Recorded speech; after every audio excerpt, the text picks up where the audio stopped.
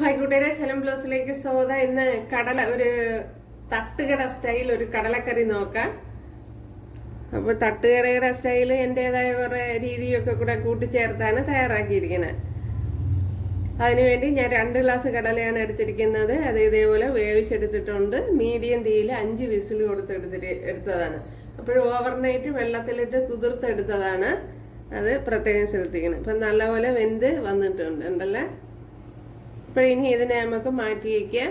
ഒരു ചട്ടി എടുത്തിട്ടുണ്ട്. അതിലേക്ക് ഒരു 2 വലിയ സവാള എടുത്തിട്ടുണ്ട്. അത് ഇതേപോലെ കട്ട് ചെയ്തെടുത്തിട്ടുണ്ട്. ഇതിലേക്ക് ഇനി ഒരു തക്കാളിപ്പഴം കൂടെ ചേർത്ത് കൊടുക്കാം. ഞാൻ ഇപ്പം തീയൊന്നും കത്തിച്ചിട്ടില്ല. ഒരു പച്ചമുളക്, അതേപോലെ തന്നെ ഇഞ്ചി വെളുത്തുള്ളി ചതച്ചത്,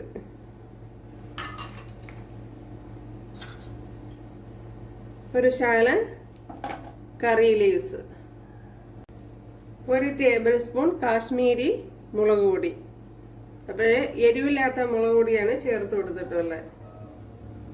ഒരു ശകലം മഞ്ഞൾപ്പൊടി, 1 ടേബിൾ സ്പൂൺ ഗരം മസാല,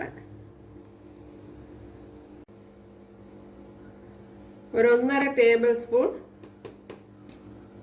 മല്ലിപ്പൊടി, ഒരു ശകലം കുരുമുളക് പൊടി, പെപ്പർ പൗഡർ, പിന്നെ ഇത് 1 ടീസ്പൂണൊക്കെ ചേർത്ത് കൊടുക്കുക. അങ്ങനെ ഇഷ്ടമുള്ളവർക്ക് ചേർത്ത് കൊടുക്കുക. ഇനി ഇതിലേക്ക് 1 ടേബിൾ സ്പൂൺ ഓയിൽ കൂടി ചേർത്ത് കൊടുക്കുക. ഇത് വെളിച്ചെണ്ണയാണ് ഞാൻ ഇപ്പം ചേർത്ത് കൊടുക്കണേ. ഒരു 2 ടേബിൾ സ്പൂൺ ചേർത്ത് കൊടുത്തിട്ടുണ്ട്. ഇതിനെ ഇനി നല്ലപോലെ ഒന്ന് ഞരടി എടുക്കണം.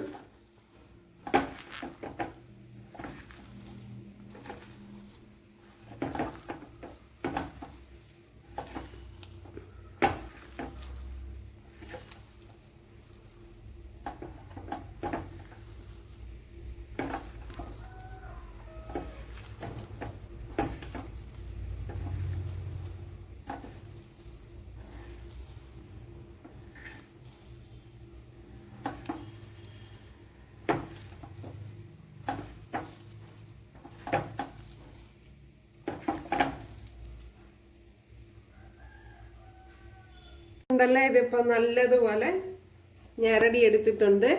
അതേപോലെ ആവശ്യത്തിനുള്ള ഉപ്പുകൂടി ചേർത്ത് കൊടുക്കണം. ഇപ്പോൾ ഇവിടെ തീ കത്തിച്ചു കൊടുത്തിട്ടുണ്ട് ഉണ്ടല്ലേ. ഇനി ഇതൊന്ന് അടച്ചു കൊടുക്കണം. ഇവിടെ ഇപ്പം കണ്ടല്ല നല്ലതുപോലെ വെന്ത് വന്നിട്ടുണ്ട്.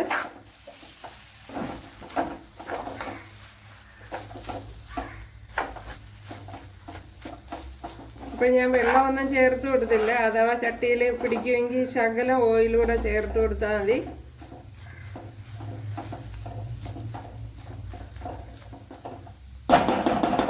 അപ്പോൾ അടച്ചു വെച്ച് തന്നെ വേവിച്ചെടുക്കണം. അതല്ല സവാള വെന്ത് വരെയും വേണം. ഇനി ഇതിലേക്ക് നമ്മുടെ കടല ചേർത്ത് കൊടുക്കാം.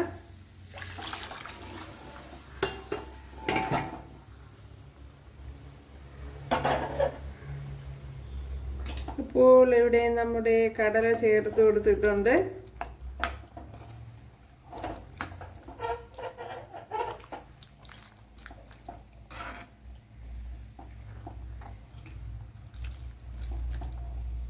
ഇനി കടലയൊന്ന് ഉടച്ചു കൊടുക്കണം ഇതേപോലെ.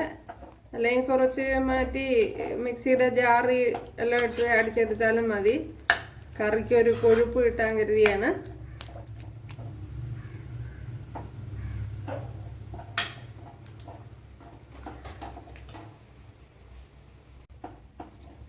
അപ്പോഴേ നല്ലപോലെ ഒന്ന് കുറച്ച് കടല ഇതേപോലെ ഒന്ന് ഉടച്ചു കൊടുക്കണം. അപ്പോൾ നല്ല വെന്ത കടലയാണെങ്കിൽ ഇതുപോലെ ഒന്ന് ഞരടി കൊടുക്കുമ്പോഴത്തേനും ഉടഞ്ഞു വരും.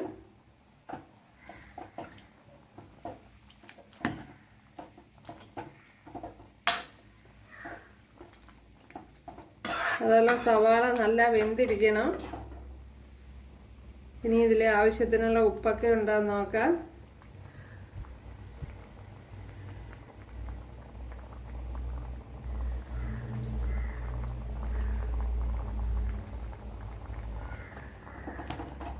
ഉപ്പെല്ലാം അതിൻ്റെതായ പാകത്തിനുണ്ട്.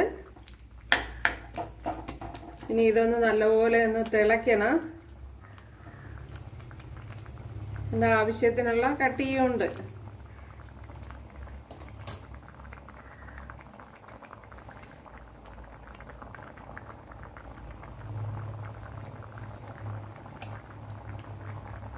ഇവിടെ ഓയിൽ ഒഴിച്ചു കൊടുത്തിട്ടുണ്ട്. 1 ടേബിൾ സ്പൂൺ ഓയിലാണ് ചേർത്ത് കൊടുത്തിരിക്കുന്നത്. അതിലേക്ക് കുറച്ച് ഉണക്ക തേങ്ങ കൊത്തി എടുത്തിട്ടുണ്ട്, അത് ചേർത്ത് കൊടുക്കുക. ഇതും കൂടെ ചേർത്ത് കൊടുക്കാം, പ്രത്യേക ഒരു ടേസ്റ്റ് ആയിരിക്കും.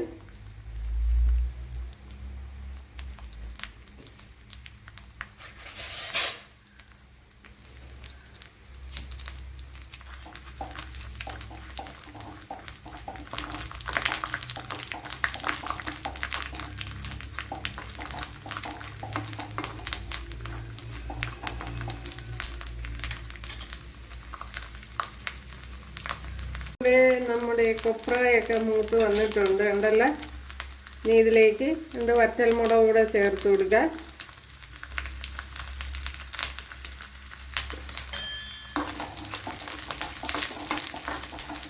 അതേപോലെ തന്നെ കറി ലീവ്സ് കൂടെ ചേർത്ത് കൊടുക്കുക.